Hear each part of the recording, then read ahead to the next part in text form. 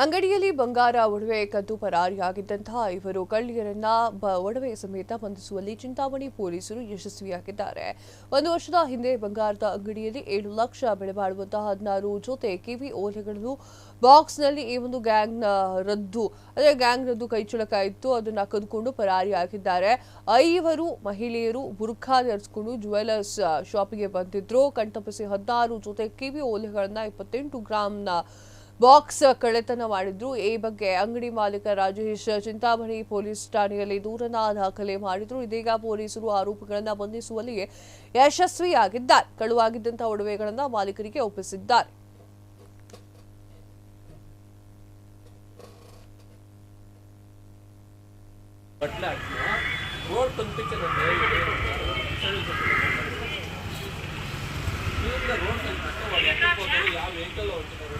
Time ఇట్లా చూడప్ప ఎట్టిపోతారు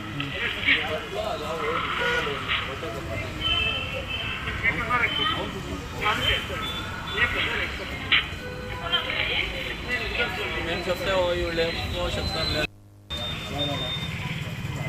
కొంచెం ఏం పెట్టుకోండి బంగారం ఇప్పుడు కొన్ని కాకుంటే ఎవరైనా ఇంక ఏడా పెట్టుకుంటారు కొన్ని ఏం పెట్టుకు ఇక్కడే అమ్ముకుంటారు డైరెక్ట్గా వెళ్ళిపోతారు. ఎక్కడ పోయినారు వాళ్ళు అవుట్లా అమ్మ చూడు నేను ఇది రికార్డ్ చేస్తాను. ಕೋಪರೇಟ್ ಮಾಡಿದ್ದಾರೆ. ಕೋಪರೇಟ್ ಮಾಡ್ತಾ ಇಲ್ಲ ಅವ್ರ ಮೇಲೆ ಕೂಡ ಕೇಸ್ ಆಗುತ್ತೆ. ಸೇಮ್ ಅಂತ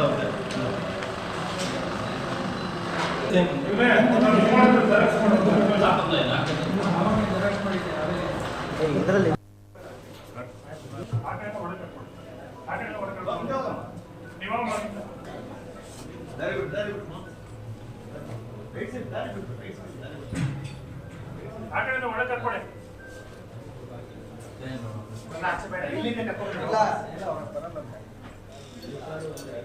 ಮೇಡಮ್ ಆಚೆ ಬೇಡ ಇಲ್ಲ ವಾಪಸ್ ಇಲ್ಲ ಆ ಕಡೆ ಕರ್ಕೊಂಡು ಬರ್ತಾರೆ ಅವರು.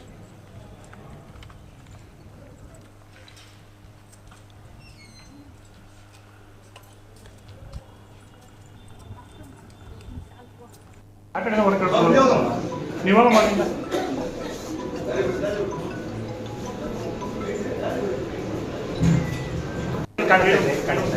ಇಲ್ಲಿ ಬೇಡ ಇರಿ.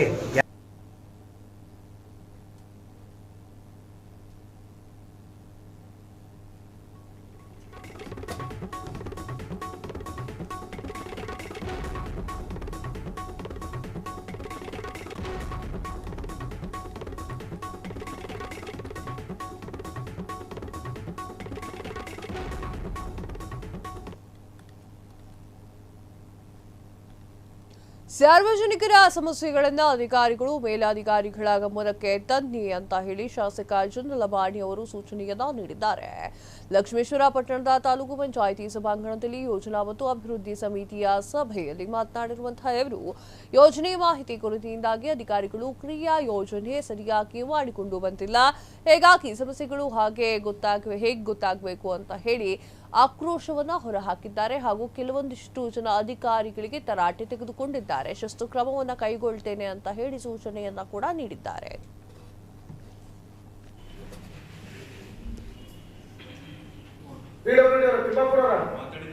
ಏನ್ ಮಾತಾಡಿದ್ರಿ? ಏನ್ ಕ್ರಮ ತಗೊಂಡ್ರಿ ಅವ್ರು ನಿಲ್ಸಿದವ್ರ ಮೇಲೆ? ಮಾತಾಡಿ ಸುಮ್ಮನೆ ಆಗಿದ್ದಾರೆ ಸರ್. ಅವ್ರನ್ನ ಸ್ಕೂಲ್ಗೆ ಏನಕ್ಕೆ ಕೊಡಿಸಿದೆ ಅಂತ ಕೊಟ್ಟಿದ್ದಾರೆ. ಸ್ಕೂಲ್ನಲ್ಲಿ ಏನೋ ಸಾಮಾನು ಕೆಲಸ ಮಾಡ್ಬೇಕು ಸ್ವಲ್ಪ ಅಡ್ಜಸ್ಟ್ ಮಾಡ್ಸಕ್ಕೆ ಏನು ಸರಿಯಾಗಿದೆ ಬಂದು ಹೇಳಿದ್ಮೇಲೆ ಅಲ್ಲ ಸರ್, ನಿಮ್ಮ ಅಕೌಂಟಲ್ಲಿ 7 ಲಕ್ಷ ರೂಪಾಯಿ ಇದೆ. ನನ್ನ ಗಮನಕ್ಕೆ ತರ್ಬೋದಿತ್ತಲ್ಲ, ನಾನೇ ಕೊಡಿಸ್ತಿದ್ದೆ, ನಾನೇ ಹೇಳ್ತಿದ್ದೆ ಅವ್ರಿಗೆ. ನಾನು ಹೇಳ್ತಾ ಇದ್ದೀನಿ, ಇದು ಮುಂದುವರಿಬಾರ್ದು. ಆಯ್ತು, ಕೇಳೋರಿದ್ರೆ ಮೊದಲಾಗ ಅವತ್ತು ನಾನು ಬಂದ ದಿನ ಕೇಳಬೇಕಾಗಿತ್ತು.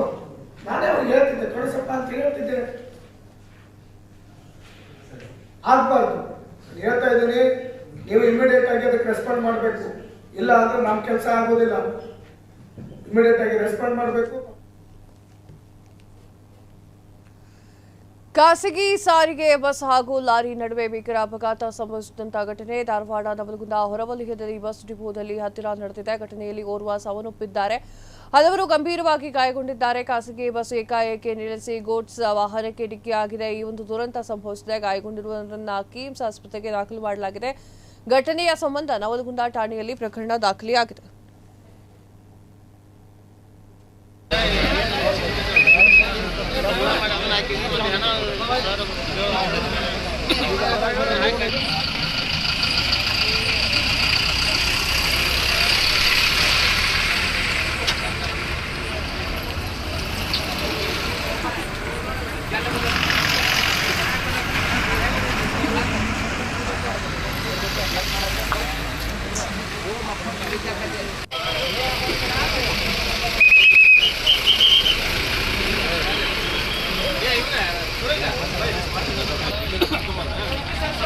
ಕ್ಷಣ ಕ್ಷಣದ ಸುದ್ದಿಗಳಿಗಾಗಿ ಫ್ರೀಡಂ ಟಿವಿ ಸಬ್ಸ್ಕ್ರೈಬ್ ಮಾಡಿ, ಲೈಕ್ ಮಾಡಿ ಹಾಗೂ ಫಾಲೋ ಮಾಡಿ.